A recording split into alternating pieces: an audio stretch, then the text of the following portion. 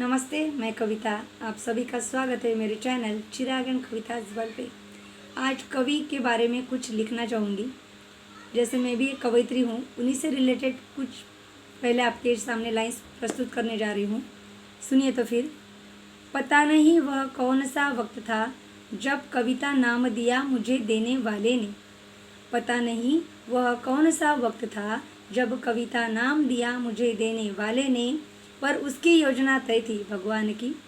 पर उसकी योजना तय थी। कविता एक दिन कविता की पहचान बने।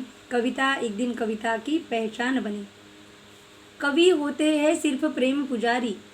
कवि होते हैं सिर्फ प्रेम पुजारी। यह गलतफहमी न पालना कभी।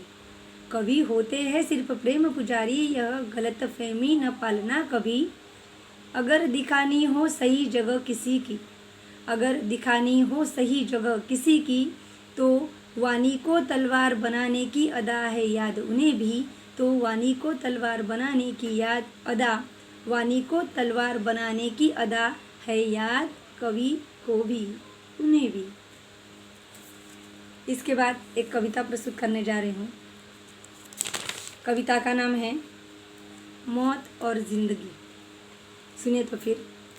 इंसान भी न जाने कितनी, इंसान भी न जाने कितनी गलत फहमियाँ पालता है मस्तिष्क में।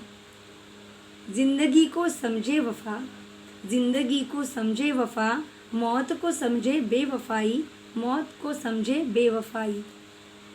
यह बात कम लोगों को ही समझ आई, यह बात बहुत कम लोगों को ही समझ आई।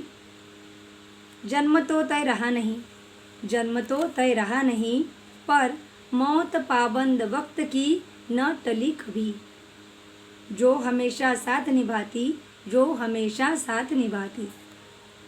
मौत खौफ की सहेली, मौत खौफ की सहेली, बताए संभल कर चलना जी, बताए संभल कर चलना जी।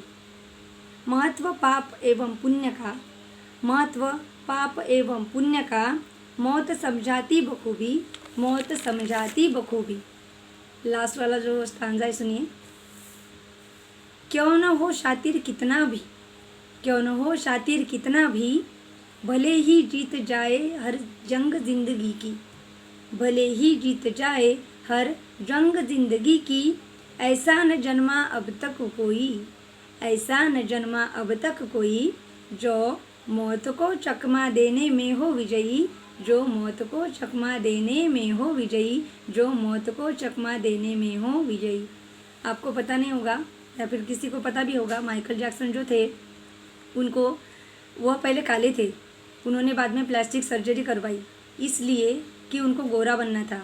उनके जो उनके जो सावले माता पिता थे उनका भी उन्होंने त्याग कर दिया और रेंट पर गोरे माता पिता लाए और शादी भी की तो गोरी मैम से ही की, जो दिखने में गोरी थी, जो उनकी देखभाल करती थी नर्स, उनसे उन्होंने शादी की थी। उसके बाद वह जो लोग खाना खाते थे वह पहले लेबोरेटरी में टेस्ट होता था, उसके बाद वह खाना खाते थे। अगर किसी से हाथ मिलाना रहा तो वो हाथ को कवर करते थे और उसके बाद वो किसी से भी हाथ मिलाते थे, दस्ताने पहनते थे, बाद में हाथ मिलाते थे। उसी तरह उनको 150 साल जीने का बहुत शौक़ था। उनकी यह कामना थी कि मैं 150 साल जीऊँ, उसी तरीके से वो करते थे हमेशा। ऑक्सीजन का जहाँ पे ज़्यादा से ज़्यादा सप्लाई हो ऐसी सुविधा उन्होंने अपने बेड पर कर ली थी। प्लास्टिक सर्जरी के कारण उन्हें बहुत तकलीफ़ होती थी तो बहुत से इंजेक्शन वो लेते थे और इस दौरान अगर हम मर भी गए तो उन्होंने जो बॉडी के विभिन्न अंग रहते हैं वो देने वाले डोनर भी तैयार करके रखे थे, जिनको हर महीने की तनख्वाह दी जाती थी। तो इस तरीके से पूरी उन्होंने तैयारी कर ली थी कि उन्हें 150 साल जीना है, मतलब जीना ही है। लेकिन जब उनकी तबीयत बिगड़ी तो 12-13 डॉक्टर वहाँ पे थे। 12-13 डॉक्टर के मौजूदगी में भी 150 साल जीने वाले माइकल जैक्सन को 50 की उम्र में ही देश को अलविदा करना पड़ा। उनके देश में वो नहीं रह पाए। क्यों?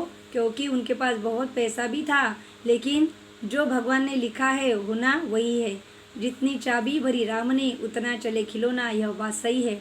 अगर इसी बात का हम ज्ञान रखें तो हर मुश्किल आसान हो जाएगी और हमारा जो वर्तन है उसमें भी परिवर्तन आ सकता है। तो इसी बात का हमेशा ध्यान रखिए कि जिए और जीने दे, और हमें मृत्यु आने वाली है, सच में वह वफादारी निभाती है क्योंकि साथ में लेके जाती है, और ज़िंदगी बहुत बार हमें अकेला भी छोड़ जाती है। तो कैसी लगी यह कविता और ये एक्सप्लेनेशन, और माइकल जैक्सन के इस उदाहरण से आपने क्या सीखा, ज़रूर बताइए। इसी कामना के साथ सभी का दिन मंगलमय हो। सभी से अलविदा करती हूँ, तब तक के लिए धन्यवाद। फिर से मिलेंगे इसी चैनल में चिराग एंड कविताज वर्ल्ड पे।